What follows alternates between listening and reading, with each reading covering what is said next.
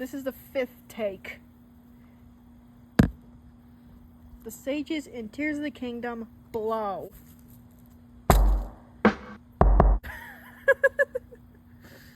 So on today's episode of May pretends to be a game designer because an ultimately insignificant design choice pissed her off, this fucking game.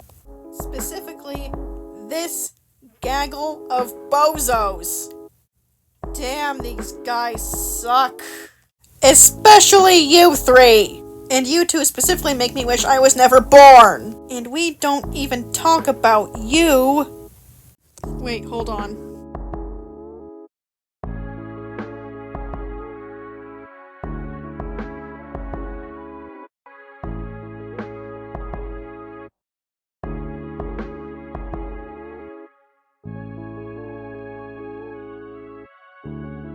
And that perfectly sums up my emotions on Mineru. And what makes them so bad is that they don't really do anything of value outside of their main story. Except you!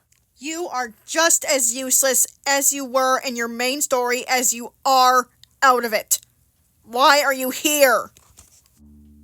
Fuck. This may be an unpopular opinion, but I don't care. Vi, Tattle, and Navi were much more useful in their respective games than any of the sages in Tears of the Kingdom ever were. Honestly, except for Riju, even though she isn't that great either, she is the best of them. I like her character, and the only time I didn't really like using her was during the poorly done boss fight with the Gibdo Queen. Oh yeah, that's another problem related to the sages in this game. The bosses in this game fucking suck. But that's a rant for another day, honestly. Back to the topic at hand.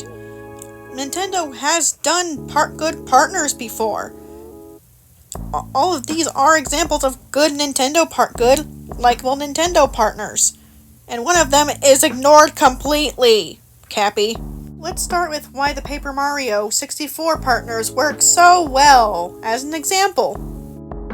So the thing about the Paper Mario characters is that, like Tears of the Kingdom, they're all introduced during different parts of the story, right? Well, the difference is how useful they all are. Yes, two of them are less useful than others, but that's because two of them were added as like a last-minute thing, if I remember correctly. Regardless, they all have their own separate skill sets and different uses in and out of battle. That's not the same case for Tears of the Kingdom. Every single character has their own specific story that they're only sometimes useful in, and then they just stop being useful. What the fuck? Like, Mario can tell you more about your enemies and let you have access to, like, their health bars. Koops is good for long range, etc., etc. Lady Boo is good for invisibility and hitting really hard if you know what you're doing. Sushi lets you travel across water. Watt lights up dark spaces. Bombette is good for blowing up shit. You know, every single character has a use. There's a reason for everyone to be there.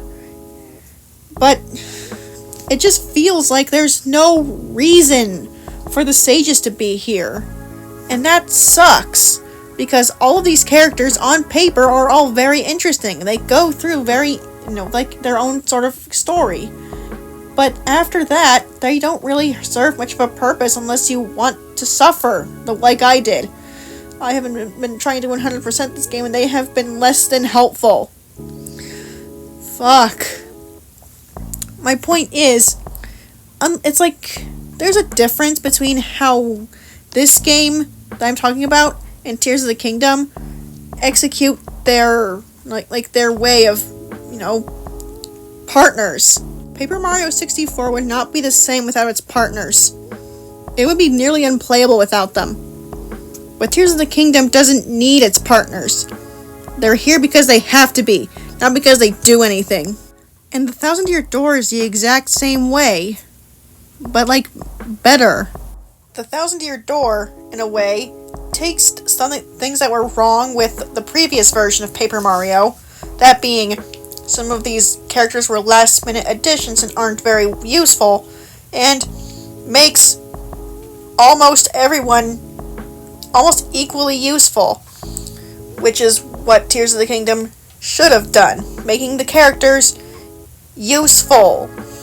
They should all be useful.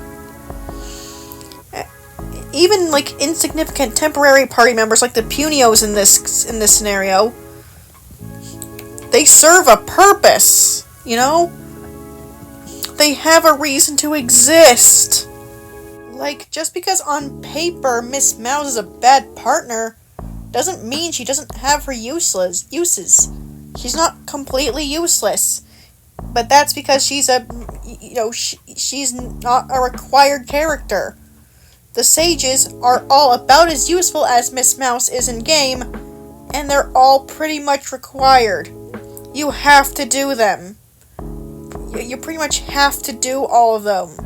That's the dev intended way to do things. You're supposed to fight these bosses, and you're supposed to work with these. I don't know. It's just, imagine every character in the Thousand Year Door was about as useful as Miss Mouse was. That sucks, doesn't it? That's everyone in Tears of the Kingdom, except for Riju. But even Riju isn't that great. She's just the best of an incredibly mediocre group of bozos. I think there are two video game franchises that do partners much better than Tears of the Kingdom: Far Cry and Persona. For each partner in Far Cry, all you really have to do is just finish a side quest in order to unlock them, and they can be pretty useful in battles. But Persona takes things way further. Yes, they are all required in order to progress through the story, but they each have their own story arcs, and you're not required to use them 24/7. Each character has plenty of time in the spotlight, especially because of their story arcs. But unlike Persona characters, your friends barely help you at all. Most of the time, they're just standing around doing nothing. And the fact that you could turn them off kind of proves how worthless they can be. Tulin is literally only used to push me. All the sages do is either focus on something else completely or just run around for no reason. I just wish that they helped you out a bit more. They're only really used to traverse Hyrule, and that's kinda sad. And Dylan has a point. I'd actually go so far to say that the only thing that's less useful than the sages in Tears of the Kingdom is Kirsty. Fucking Kirsty.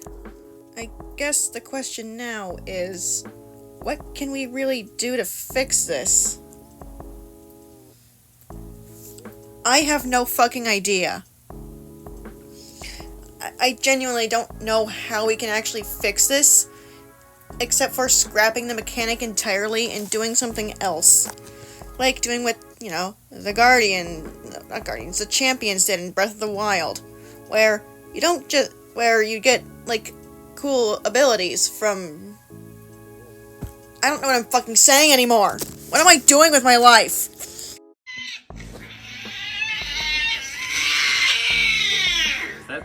Okay. I can get through this. So, after some brainstorming, I actually did thinking for once in my stupid existence. One alternative is that we could just fucking scrap them. Just because sounds like a good idea to have every major political figure of Hyrule running around with you. It's just not well executed. So we can just axe them. Alternatively, because that feels like a cop-out, we could fix their AI. How? I don't know. I'm not a game designer. Make them less stupid, I guess, but I don't know. I ultimately don't fucking know. I can make their abilities work better, but I don't know how to make that balanced. But then it hit me. Passive abilities. Something that just happens. So not too broken, not too broken. tooling, making bullet time last a little longer. Sidon boosts swim speed. Swords can electrocute enemies when you have reju. The other one has mazes hit better. Mineru is here. But I'd be happy to have any input in the comments section because I am plumb out of ideas. I'm losing brain cells as we speak. See ya. Please subscribe, I guess.